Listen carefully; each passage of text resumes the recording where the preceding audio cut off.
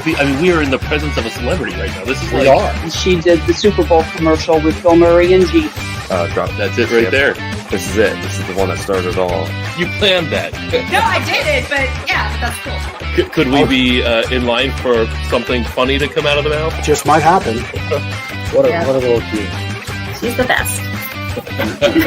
Everyone deserves to feel their best. Everyone deserves to move their best and not have pain. I'm a little upset that Ben got like 2 inches taller because he's already tall, dark, and handsome enough. Culture is something we think about like all the time at Streakies. You know, we're all coming from different cultures. Our comments have exploded Through the roof. So there you go.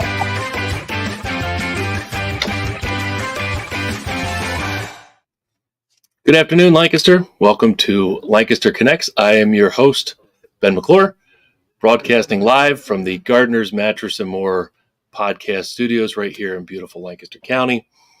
I noticed as we're watching through the that intro video, we've had a number of furry pets and animals on the podcast in the past, and it's been a little bit. So maybe we got to find some shows with some furry animals. I think the viewership goes through the roof when there's like a dog or a baby, you know, like a puppy, something like that on the screen. Anyway, got a great guest today. We'll get to Michael Cahill from Team Jennifer Cahill Charities in just a little bit. My co-host, partner in crime, Jeffrey, still not feeling well. So we wish him the best at home in his recovery there. Got a little respiratory thing. So wouldn't be a great thing to have him, here in person. So hope he's doing all right at home, and he just needs to rest up there and come back next week for next week's show. So again, here we are, Lancaster Connects. It is Monday, the 15th of January. I mean, I feel like the year just started, New Year's resolutions and all that. But here we are halfway through the month. I wanted to take time and mention three things. We've got our sponsor for January has to do with, there they are, Universal Athletic Club, all about resolutions, right? New Year's resolutions, new you. Maybe some of you are on a new fitness path, health, well-being. You're prioritizing health and well-being, and you're on a new fitness path. Universal is a great club. I was actually there this morning at 5 a.m. Doing an hour-long workout with my trainer, Sean, right there in the middle. Sean has a little bit of a struggle going today. He is a Cowboys fan, and he was getting it a little bit this morning in the gym. And, of course, I know producer Chris is a Lions fan, so he's in the background. Maybe go Lions. I know he's happy. And tonight we've got the Eagles. Who knows what Eagles team is going to show up? But anyway, back to the show and back to the sponsor. Universal Athletic Club is our January sponsor of Lancaster Connects. They are a fantastic health and wellness center, and it's more than just classes and weightlifting. You see their big revamped weight training floor there. They also have within their facility called the Renewal Center, which is really a different way of approaching health and well-being. There's the Renewal Center website right there. A lot of anti-aging and anti-recovery, not anti-recovery, you want to recover. A lot of different therapies and modalities within the Renewal Center to help your body rejuvenate. Some people do this daily. They do the red light therapy, stretching. There's a massage chair there. There's other, let's say you have an elbow injury or knee, hip, and you need to rehab. There's magnetic therapies. There's a lot of different, again, modalities that you can utilize within the Renewal Center to get that body rejuvenation. So again, some people will do it before a workout, after a workout. They have compression therapy. I've tried that on my arms and legs.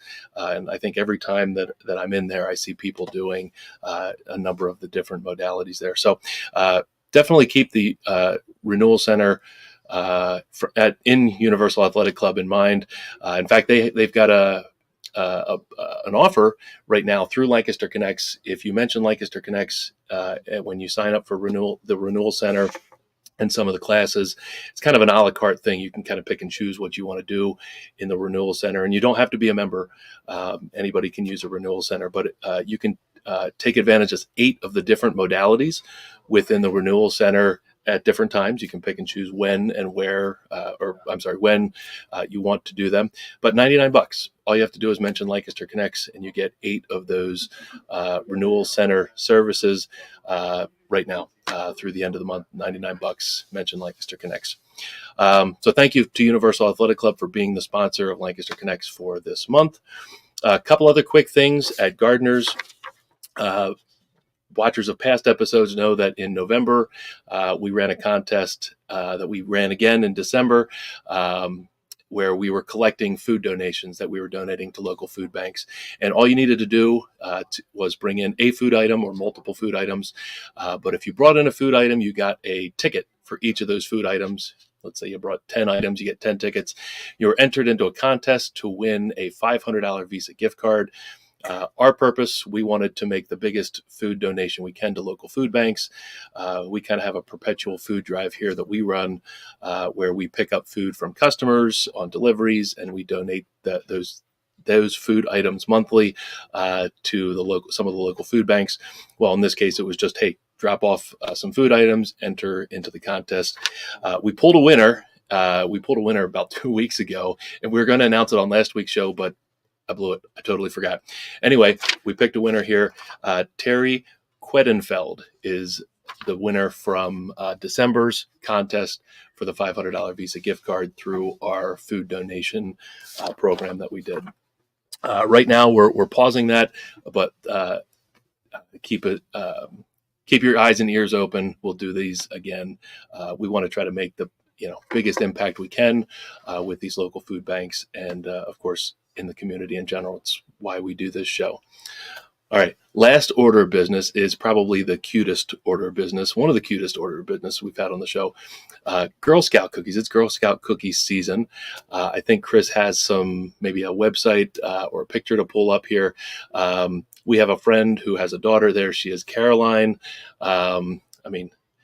She is a Girl Scout. She's selling cookies. How can you not buy Girl Scout cookies from Caroline?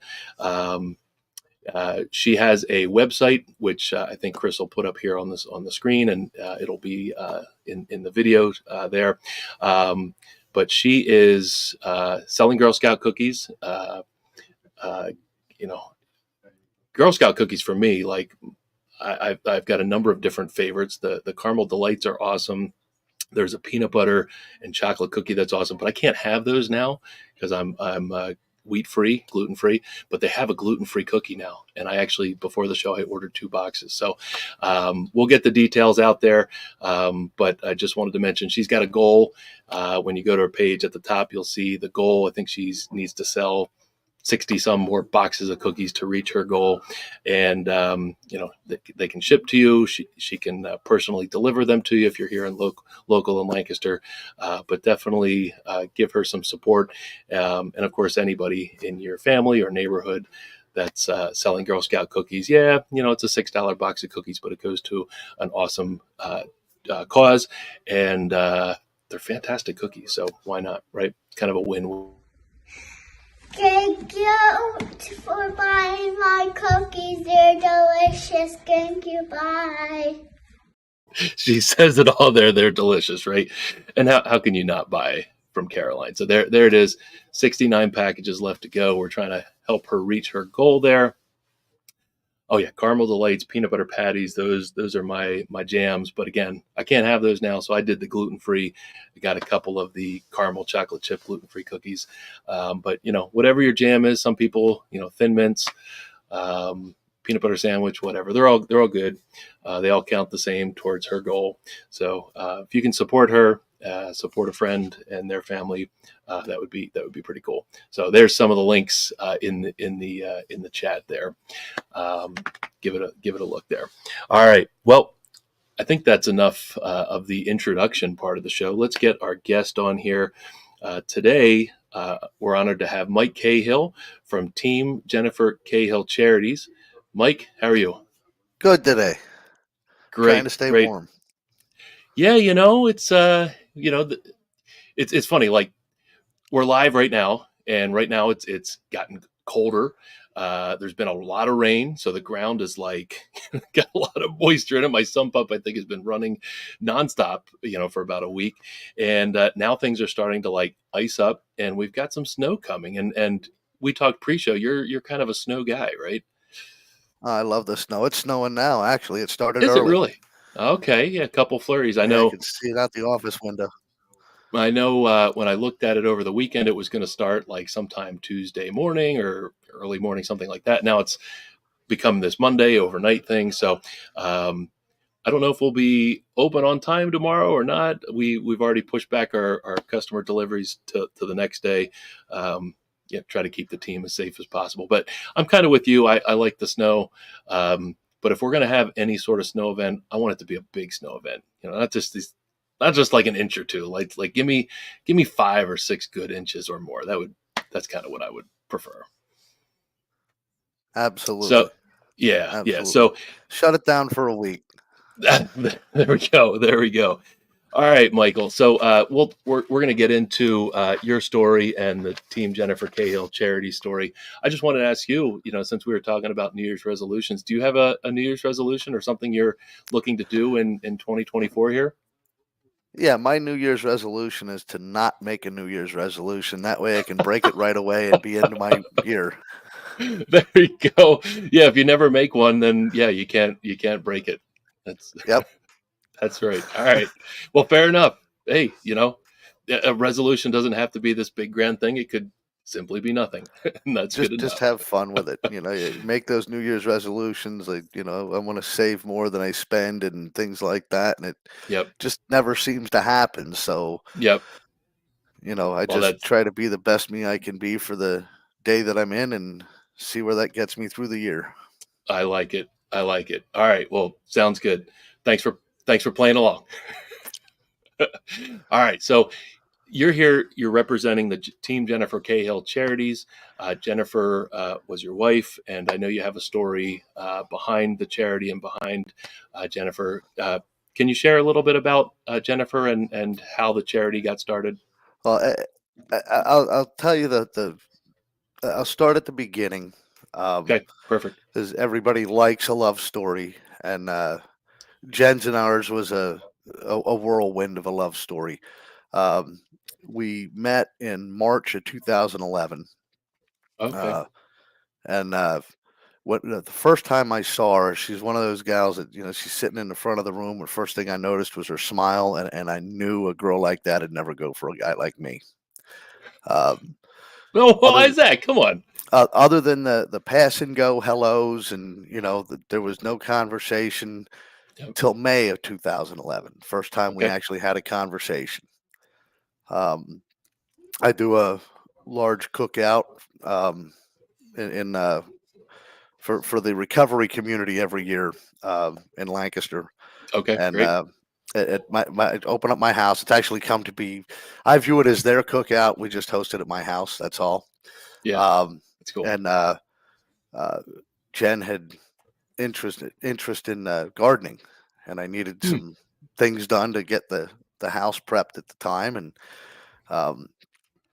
talked to her about that. She came over to help out with that, and that was Memorial Day weekend 2011, and we went on our first date in June 2011 and got married July 5th 2011.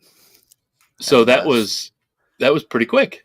Yeah, and it was 10 and a half wonderful years with her. Okay, yeah. As with any marriage, you have your bumps in the roads and the ups and the downs. Sure. But she was a pretty amazing woman, and I miss her every day, and I'm very open about that. Yep. And 2020, I'll fast forward. Mm-hmm. Jen was diagnosed with cancer. A couple of months later, about 2 months into her initial treatment, the VA had wanted to do an emergency colostomy. She had a squamous cell carcinoma that metastasized as a colorectal cancer, was metastatic in the liver and the lymph nodes when they found it. The VA told us that it was treatable and her age, that they'd get it and she'd live a long and happy life. As I said, about 2 months into her treatment, she had developed issues. Went to the VA to get checked. The VA wanted to do an emergency colostomy on her, which I demanded a second opinion. Sure. And had her transported to Lancaster General, who is affiliated with the Anby Barginger Cancer Institute. And they are just phenomenal out there. Yeah. Dr. Javari was her lead oncologist, an absolute wonderful woman. She is very compassionate, and she'll take the time, not only with the patient but with the family, to help with the understanding. Right. When there's questions about the treatment and so forth. And Dr. Javari, when we had her transported,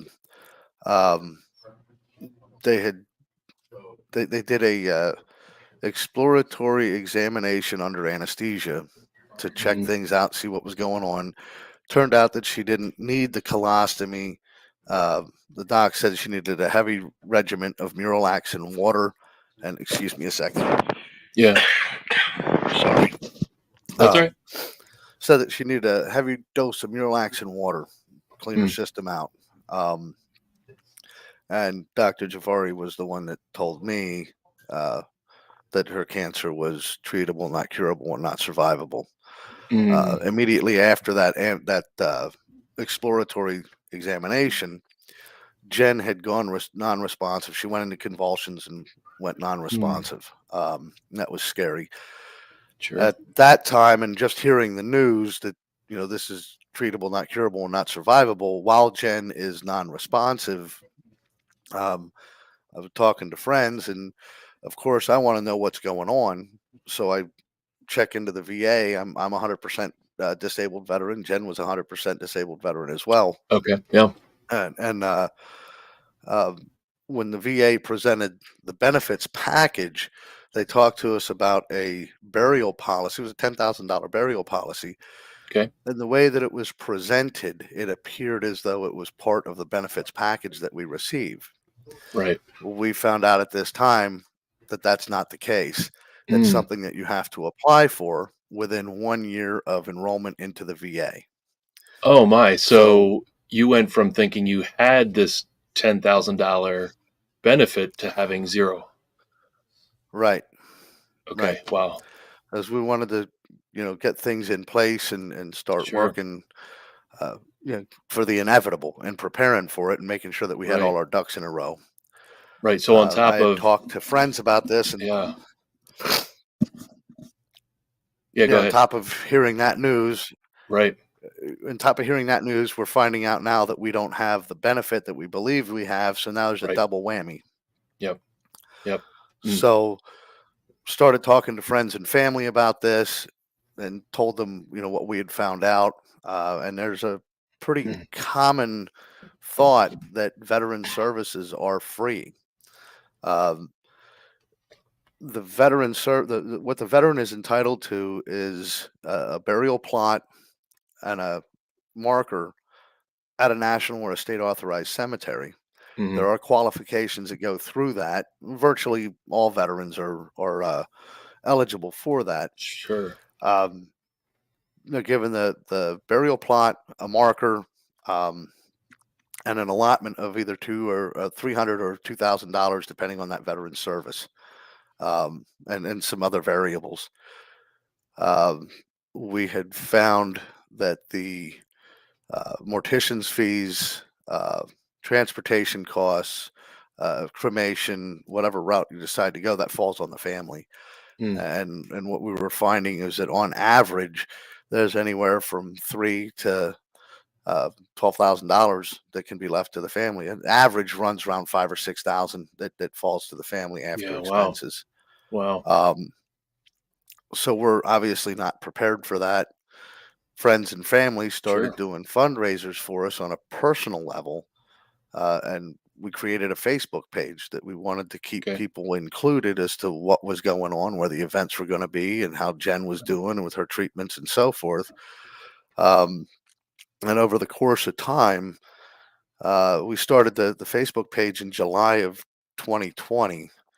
Over the course of the next several months, we started gaining a following, and other women veterans from throughout the country were reaching out to Jen or myself, saying that they're in the same position. They didn't know what they were going to do. Jen's story was giving them hope that things would work out for them and so forth. Right. We raised the funds to be able to prepay her expenses. And with what was left, Jen said that she wanted this stuff to keep going for other women veterans.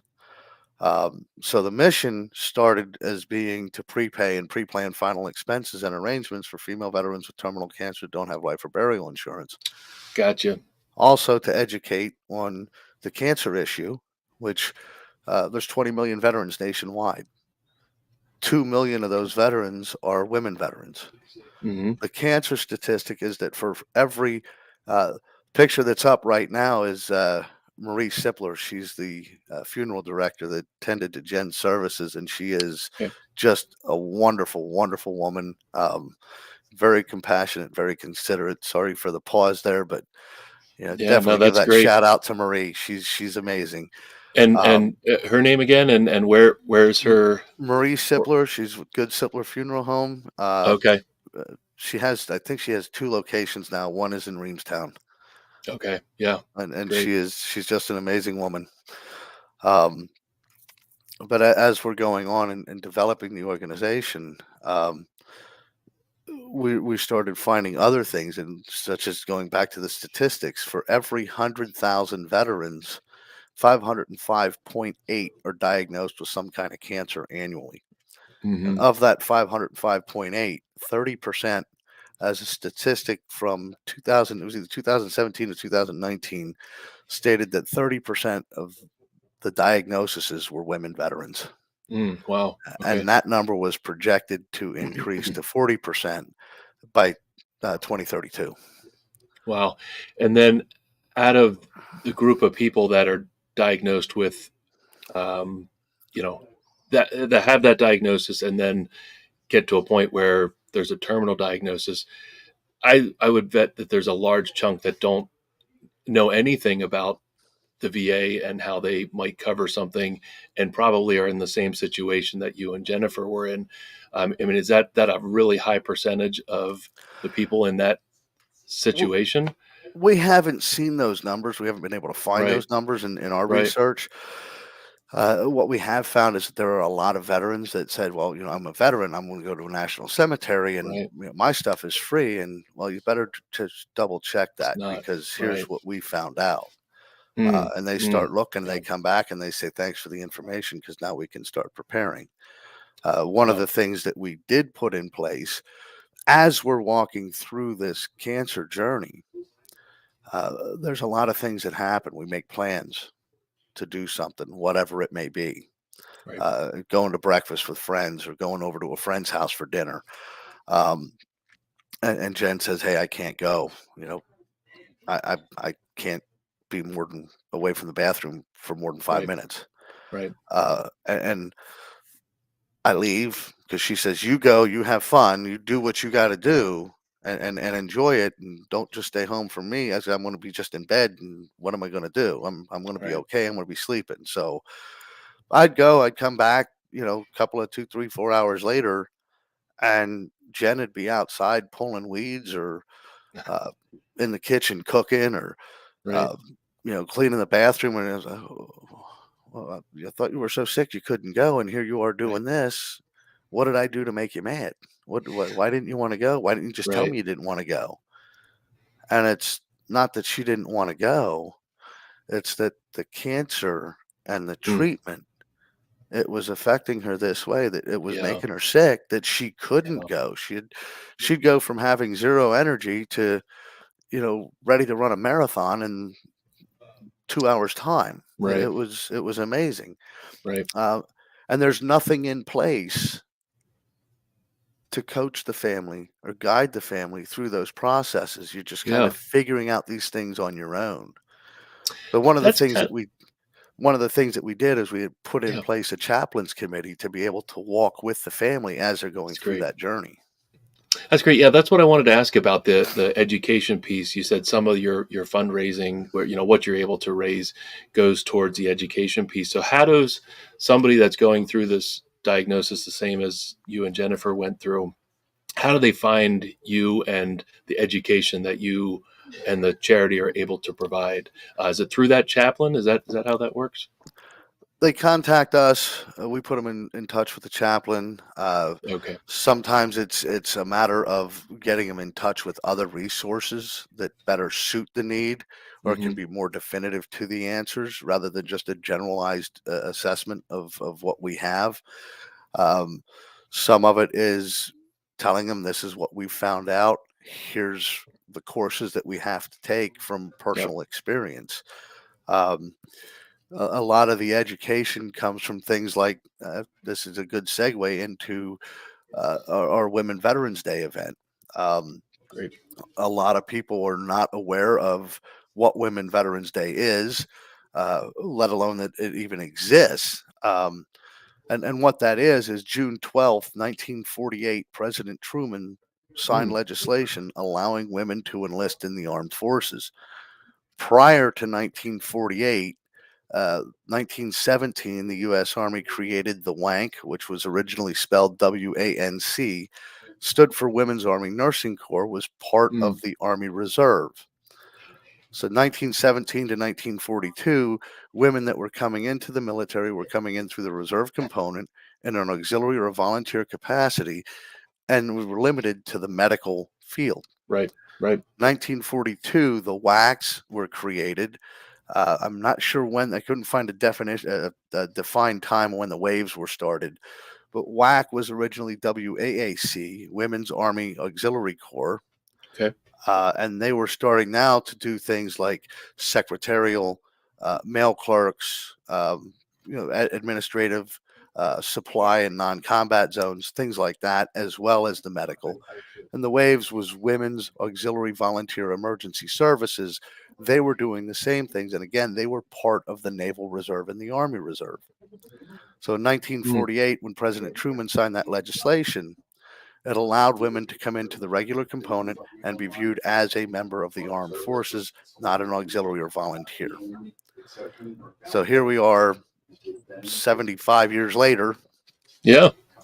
Um, 2008, New York became the first state to recognize June 12th as a state holiday, deeming it Okay. Women Veterans Day. Yeah. The first Women Veterans Day celebration was hosted in 2018.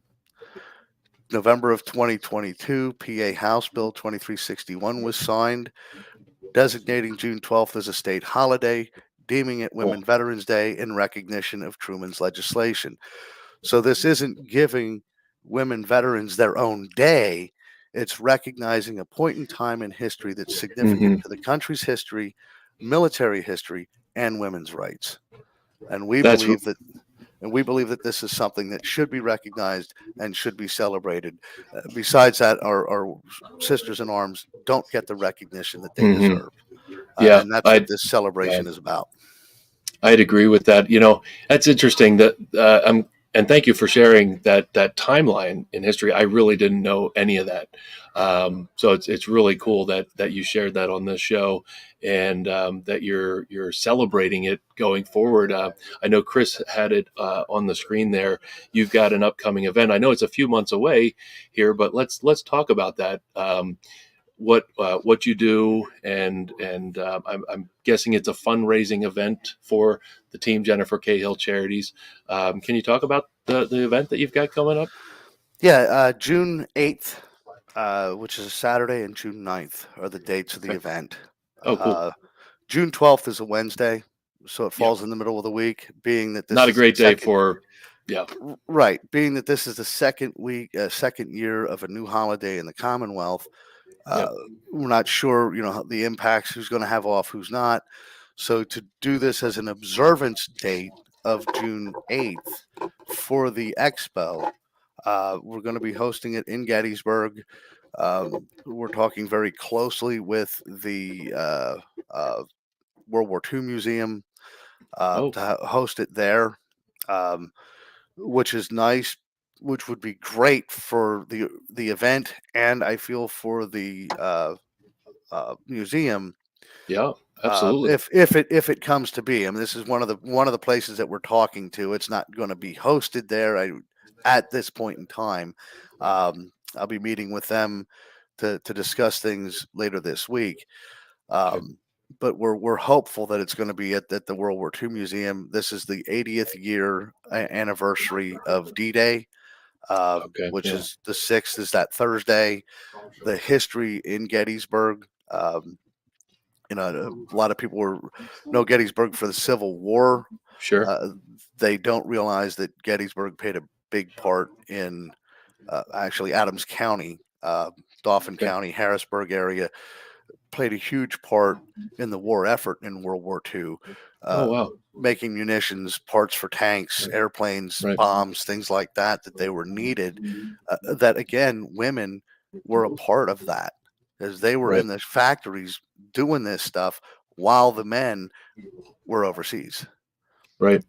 So this is something pretty huge to be doing this in Gettysburg right after the 80th anniversary of D-Day. I feel that it's going to bring a lot of light to our sisters in arms. Yeah. And the real history that's right here in Pennsylvania that people don't realize. That's great. I've made some notes. We'll definitely share out as we get closer to the event. The handful of shows before that, we'll share the event and talk about it more as it comes closer. Can you talk about, it's a 2-day event. What goes on during those 2 days? And is there a cost to attend? And, why should people attend? The first day is about celebrating our sisters in arms. Okay. It's about recognizing their service and letting them know that they played a valuable and crucial role to this country's defense. Many women who served do not identify as veterans because of things like being passed over for rank, pushed out of the jobs that they signed up for, and things like that. These are real issues that happen, and because of their treatment, they don't want to identify as a veteran, and we wanted to know that they played a very significant role in the defense of this country, and that their service was just as valuable as mine, if not more. Sorry again. That's okay. With the with the expo, what that's about is getting the information to these women veterans that are out there. Okay. Making sure that they are aware of the resources both in and out of the VA that can help them. One of the women veterans that we were able to assist is now serving on our chaplains committee as an ordained minister.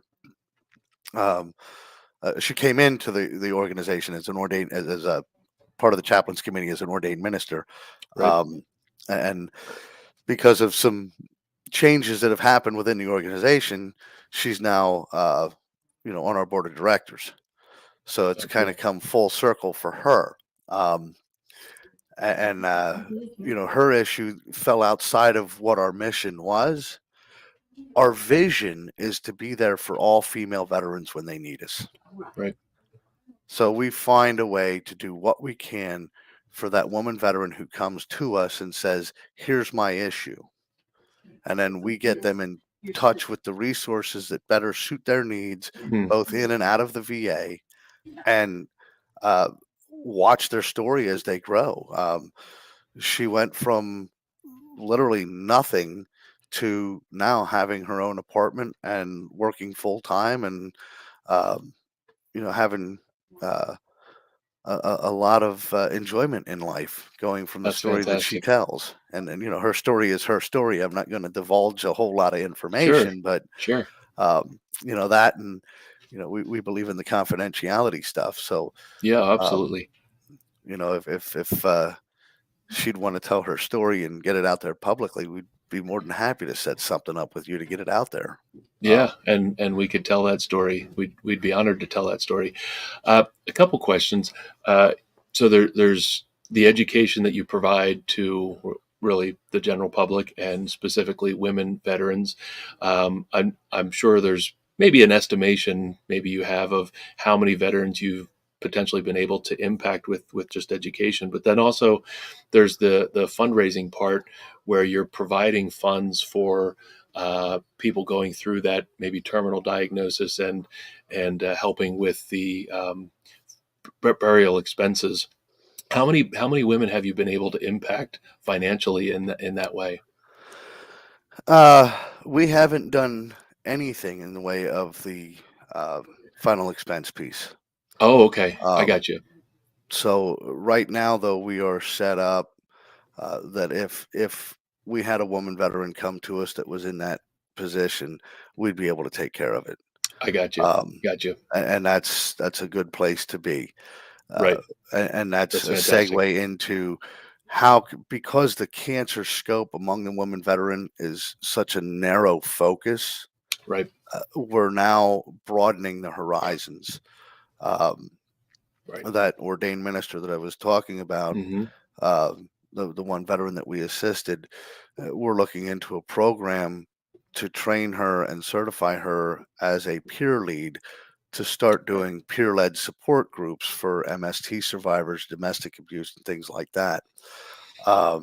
We're looking into what else can we do for that woman veteran who is terminal, has some kind of a Right. terminal illness like a diabetes or something that she's not able to get up and around, get to the grocery store and that kind of thing, that we'd be able to, once a month, maybe take a round of groceries to her to make sure that Right. she's okay.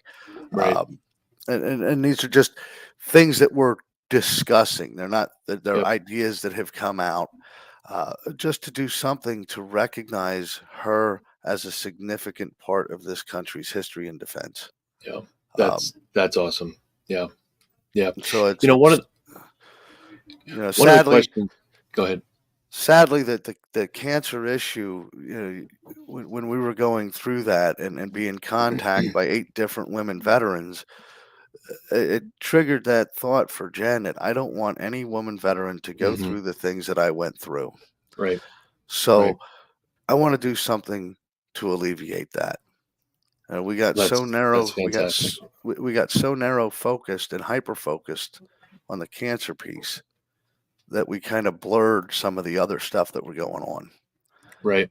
And now, 3 years into this, we're seeing the things that we missed, and we're starting to look to open that up because our vision is to be there for all female Mm-hmm. veterans Mm-hmm. when they need us. That's fantastic. One thing we always ask, especially nonprofits, charitable organizations, how can the Lancaster community get involved and or help? Obviously, you need to raise funds, so there's a financial piece, but also I'm sure nonprofits and charitable organizations are always looking for volunteers to help run events and things like that. What kind of help can the Lancaster County or community, Lancaster community, provide to the team Jennifer Cahill Charities? Uh, we have a array of opportunity here for volunteers. We are an all volunteer organization. Right, right, Everything that comes into the organization somehow, some way benefits women veterans. great, We have an office. fantastic. That office has been used as a safe haven. Uh, Oh wow, it's there to give them that comfort and offer them that place to go when they need just a place to go. right, We've had the 3 years that we've had the office. It'll be 3 years in April that we've had the office, and the reason we got the office at the time we started the organization, COVID was just starting. yeah, Jen has yeah, cancer. We're holding these meetings, in our kitchen, putting Jen to at risk, or going out in the general public, going into restaurants and sitting in the back room at that, their banquet room to have a meeting. And mm-hmm. there was a certain danger that went with that because of COVID. Sure, yeah, Um, tough time. and so we decided that for her safety and her benefit that we should maybe get an office. We found an Yeah, office, and it's so the 3 years that we've been here, almost 3 years that we've been in this office, twice I've had women veterans that stopped in just to say hi and thanks for being here, and That's great. knowing that there's that safe place that they can go where they're going to be welcomed and not. Yep. One in particular stopped in and you okay? Yeah, and no, not really, and she Hmm. just did this verbal vomit for about 15, 20 minutes, and Right. gave her a bottle of water and said, "You gonna be okay?" She said, "Yes, thank you very much," and she left, and She just needed haven't seen her since. And she needed came in someone to and talk to. she showed her ID to prove that she was a veteran, Hmm. but she just needed to vent, and Yeah. sometimes that's enough. It's Yep. just that they know that there's somebody that's here for them, and as long Well, as we can do that, we're doing okay.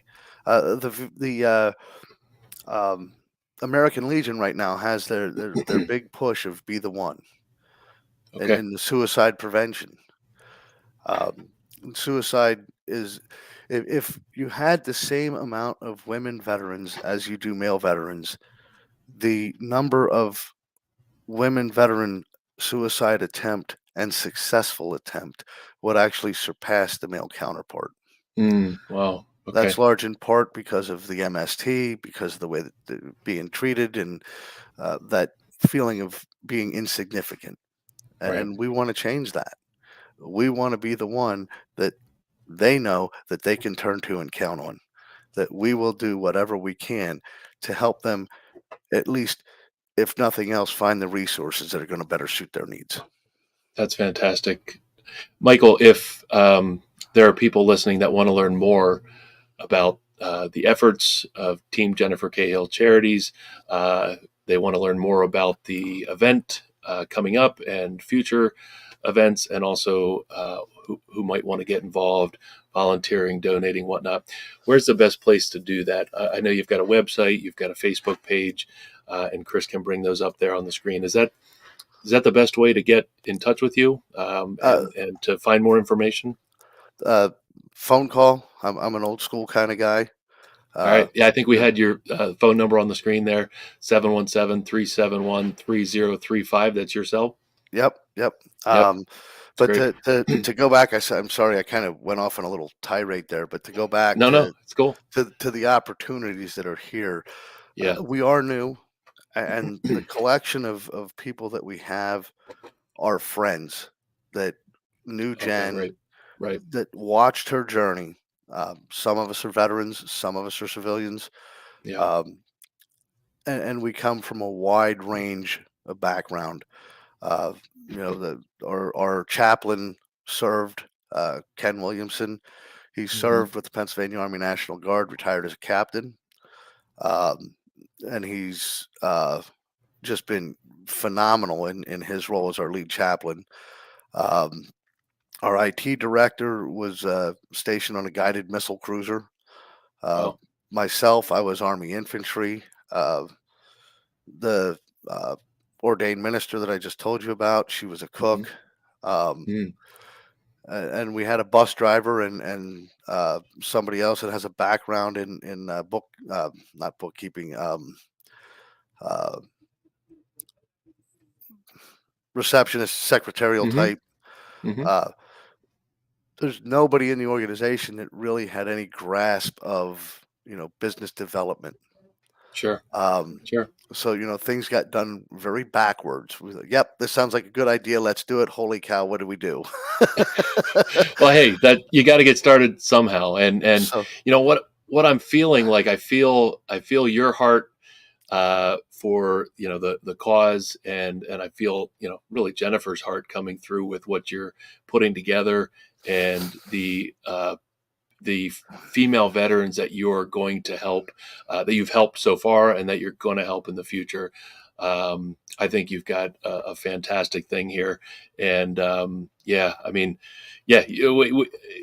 we run a business here. We've done things that we thought like, oh yeah, we probably should have thought that out a little differently. You run through those, but man, your heart is shining through on this, and you'll get there. And it sounds like you've got some great people in place, including yourself, to impact the lives of female veterans going through the same thing that Jennifer went through. Well, one of the, I guess, two of the things that we could really use is somebody that knows nonprofit business Yeah. to kind of coach us along the way. Come in, sit on our board of directors, give us the tasks, the goals that we need to do to get this thing off the ground, and then marketing. I mean, our marketing so far has been word of mouth and whatever Sure. we get out on the internet, on our Facebook page, LinkedIn, and our website, flyers in grocery stores and that kind of stuff. So, the marketing aspect has been a struggle. Yeah, sure. And if, as far as contributions, I'm an old school kind of guy. I believe in the mail system. Put a check, send it in the mail. That's great. Show up, drop it off. We do have a Facebook, PayPal and a Square Venmo set up on our website. Hit those links and drop it in that way too. There are expenses to running a business. No question. Yeah. And it's beyond the insurance. It's things that people don't think about when we're doing those events. Those events are there to benefit those women veterans. Our first Women Veterans Day event that we did last year, we were able to recognize, she's since passed away, Myrtle Council. She was a World War II veteran, 99 years old. Oh my gosh. She served 1944 to 1946 as part of the Army Reserve the Naval Reserve Waves. She was a yeoman and just an absolute spitfire of a woman. She was just to meet her, you wouldn't have known that she was 99 years old. She had so much energy. She had such a quick wit, sharp as a tack.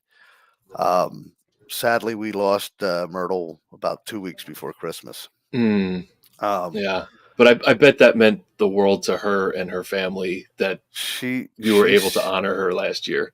She said to me that she hadn't felt that special in a long time and felt more special that day than what she did on her wedding day.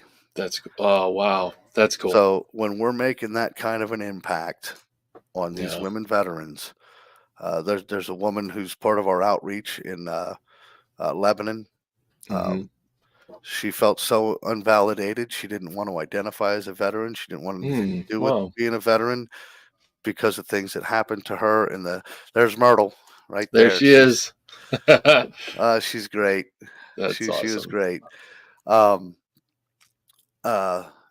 She told us that it's because of our interaction with her that she felt validated. She felt recognized, and it's changed her view as to how she looks at her service, and she is now proud to be a veteran. That's awesome. So to have these impacts, though it may not be in the scope of the mission, it's positive impacts on these women veterans' lives. Absolutely. And to be able to be there for these women veterans is what Jen just wanted to be there for her sisters in arms. That's and awesome. I get to carry that vision on for her. Yeah. Well, Michael, this has been a great time. Thank you for sharing Jennifer's story and your story and everything that Team Jennifer Cahill Charities does and has built so far and will continue to build going forward to impact female veterans. Women's Veterans Day is June 12th. Yes, sir. June 12th, the celebration. 12th. I didn't finish up the 9th, June 9th, the second part of the event. Oh yeah. Yeah. The first day you're recognizing the women veterans. The first day is the expo. Day two. Day two is a Women Veterans Day awareness ride to bring awareness to Women Veterans Day and what it is. That's going to be hosted by Rolling Saints, Bikers for Jesus, which are based out of Adams County. The Gettysburg Legion Riders are going to be a part of it. And I'm not sure what other groups are going to be there, but I'm hoping that this thing turns out to be pretty big. So, do riders, bike riders, they pay something to be involved, and then They would put that's up the a idea. donation. Yep. Whatever the Rolling Saints come up with as far as they're hosting and heading up the ride, and we're just Gotcha. the beneficiary of it. Um, That's cool. and as far as the Women Veterans Day thing, through sponsorships, we're hoping that we can do the same thing this year that we did last year, and that's with a little twist. Last year it was to treat the women veterans to a luncheon, Great. which was fully sponsored. A couple of them had brought their husbands, which we weren't prepared for, unfortunately. So this year, it's to treat that woman veteran and her And spouse, kids, Yeah. to that luncheon. Anybody else would be, if you're not a veteran and you're not a spouse of, then it would be whatever the donation is for the meal that day. Right. And again, we're hoping to have this event fully sponsored again this year. So is it a fundraising event per se through sponsorships? Yes, because whatever we have left over can go to the next event, go to our missions, help with reaching that woman veteran that is in need of the services that we are set up to provide. That's cool. That's great. Like I said, definitely share with us some of the details as we get closer to the event. Remind us of the dates, remind us that it's coming up, and we'll definitely get that out on Lancaster Connects. Make sure we'll share out the links for people to learn more about Women's Veterans Day and how you're celebrating it with Team Jennifer Cahill Charities. Okay. Thank you very much Michael, for having me. Yeah, thank you so much for your time. Just as a last question, we didn't get to do our connection cocktail. We'll just do one connection cocktail question. I guess first lead-in question: are you a Lancaster native? Are you a Lancaster guy all your life? I was born in Redondo Beach, California, moved out here in 1974. What are you doing in Lancaster if you on the beach in California? My dad was in the Navy, stationed in San Okay. Diego. Yep. My grandmother had taken my mother to California for a vacation, and happened to meet my mom, and here I am. That's cool. So what do you like the most about the Lancaster community? You've been here for a long time. Is there something about the Lancaster community that just, gets you?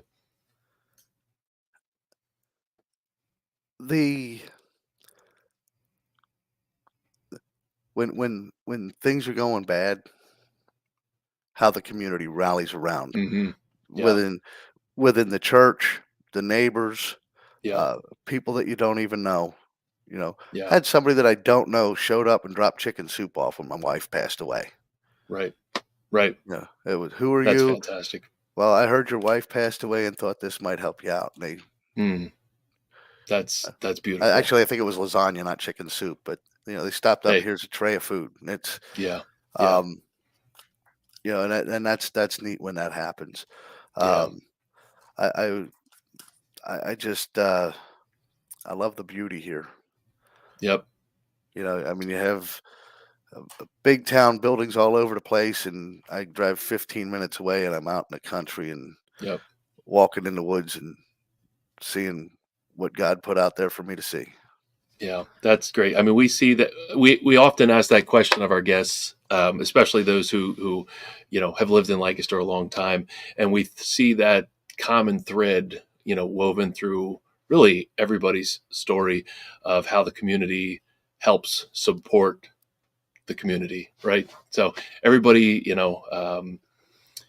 really has a good heart to help others in need, and we see that with charities helping other charities and people making connections with other people, and just that story of somebody you don't even know, seeing somebody who could use a little pick me up and delivered food to you. So that's really cool. Thanks for sharing.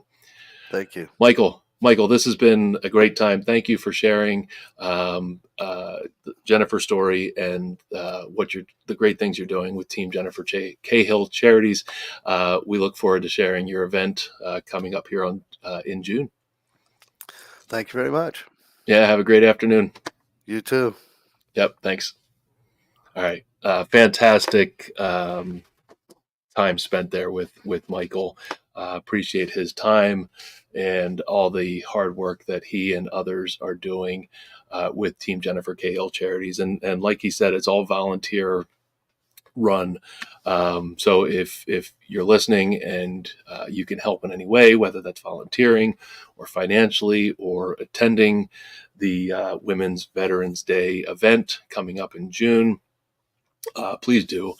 Nonprofits and charitable organizations need our help. Good people doing great things for other people. Community-based support is where it's all at. All right. Well, we're about to wrap up the show here. Just a couple of quick things.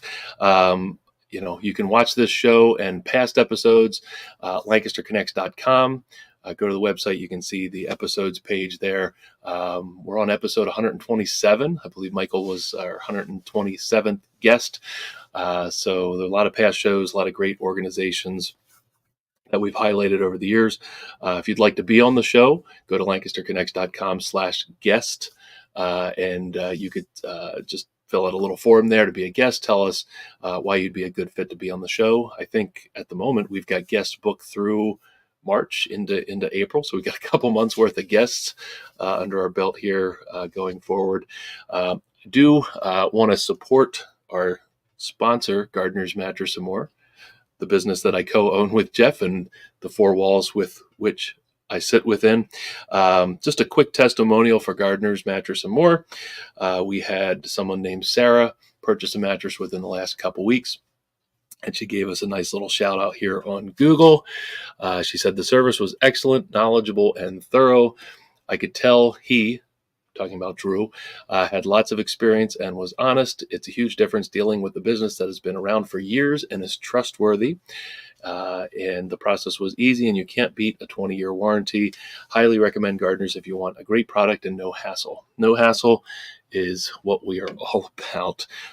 Look, it's mattresses. It's not rocket science. We know how to help you find the mattress that's the best fit for your sleep needs. And if you allow us the opportunity to do that, we will deliver on that promise 100% of the time. So thank you to Sarah for leaving that great review. And thank you for your business. And thank you to all of our customers, whether you leave a review or not. You all mean as much to us as everybody else. So I think that's about the show. Again, great guest, Michael Cahill from Team Jennifer Cahill Charities. Give them a look. You can find them on Facebook and on their website. And Women's Veterans Day in June, we'll talk more about that as it gets closer. We'll share that event. And I think that's the show for this week. I hope Jeffrey is feeling better for next week. We'll get him back on here. Missing the Ben and Jeff tomfoolery. It's just not the same as a solo show. So Jeff, heal up there. And I think that's it. Till the next connection. See you on later.